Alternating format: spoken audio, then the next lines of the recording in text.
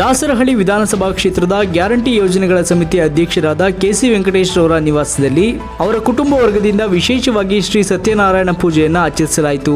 ಈ ಸಂದರ್ಭದಲ್ಲಿ ಕೆಸಿ ವೆಂಕಟೇಶ್ ಅವರ ಧರ್ಮಪತ್ನಿ ಶ್ರೀಮತಿ ಹೇಮಾವತಿ ಕೆಸಿ ವೆಂಕಟೇಶ್ ಅವರು ಸೇರಿದಂತೆ ಪುತ್ರ ಕೆವಿ ಚಂದ್ರಶೇಖರ್ ಹಾಗೂ ಹಲವರು ಮತ್ತು ಮಹಿಳೆಯರು ಹಾಗೂ ಕೆಸಿ ವೆಂಕಟೇಶ್ ಅವರ ಆತ್ಮೀಯರು, ಹಿತೈಷಿಗಳು, ಸ್ನೇಹಿತರು ಶ್ರೀ ಸತ್ಯನಾರಾಯಣ ಪೂಜಾ ಕಾರ್ಯಕ್ರಮದಲ್ಲಿ ಭಾಗಿಯಾಗಿ ಆಶೀರ್ವಾದ ಪಡೆದುಕೊಂಡರು.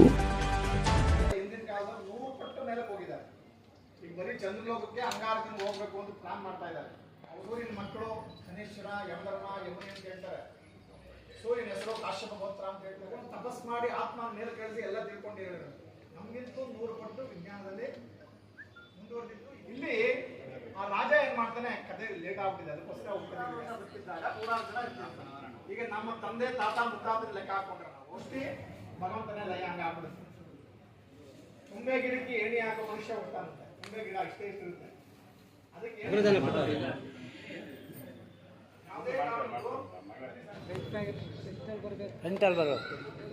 ಪಕ್ಕದಲ್ಲಿ ಹಂಗೆ ಒಂಚೂರು